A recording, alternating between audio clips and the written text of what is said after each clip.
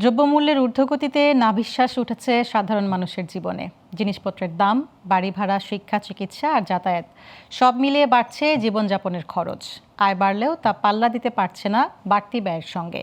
ফলে মাস শেষ হওয়ার আগেই ফুরিয়ে যাচ্ছে সংসারের বাজেট, ভাঙছে সঞ্চয়, বাড়ছে ধার দেনা। রাজধানীর বাজার ঘুরে সাধারণ মানুষের এমনই টানাপোড়েনের চিত্র তুলে ধরেছেন আলাউদ্দিন আল আজাদ। সকালের বাজার থেকে শুরু করে মাসের শেষ হিসাব, প্রতিটি ধাপই বাড়তি খরচের ধাক্কা। চাল, ডাল, তেল, সবজি থেকে শুরু করে সন্তানের পড়াশোনা, বাসা ভাড়া, বিদ্যুৎ বিল কিংবা যাতায়াত, কোনো খাতেই যেন স্বস্তি নেই। একসময় যে বাজারের তালিকা দিয়ে মাসের সংসার চলত, এখন সেই তালিকায় কাটছাট করতে হচ্ছে। প্রয়োজন আর সামর্থ্যের হিসেব মিলাতে গিয়ে অনেকেরই বাদ পড়ছে পছন্দের খাবার, কমছে নিত্যপণ্যের পরিমাণ।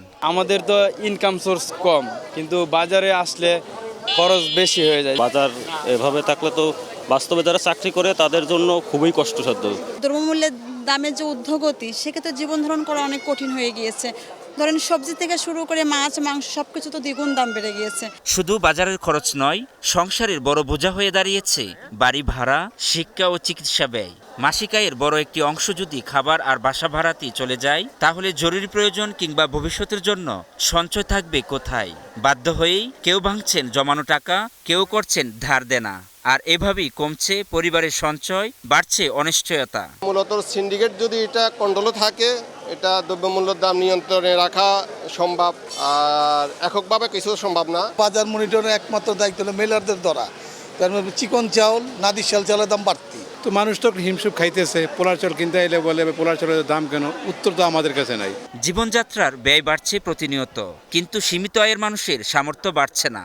তাই বদলে যাচ্ছে জীবনযাপনের ধরন। কেউ কমিয়ে দিচ্ছেন বাজারের তালিকা, আবার কেউ সন্তানের ভবিষ্যতের জন্য জমানো সঞ্চয় ভেঙে আজকের সংসার চালাচ্ছেন। বাজারে পণ্যের দাম বাড়ার সাথে সাথে মানুষের দুশ্চিন্তাও বাড়ছে। মাসের শুরুতে যে হিসাব নিয়ে সংসার শুরু হয়, মাস শেষ হওয়ার আগেই সেই হিসাব আর মিলছে না। এই বাস্তবতায় সবচেয়ে বেশি চাপে পড়েছেন নিম্ন ও মধ্যবিত্তের মানুষ। আলাউদ্দিন আল আজাদ, গ্লোবাল টেলিভিশন, ঢাকা।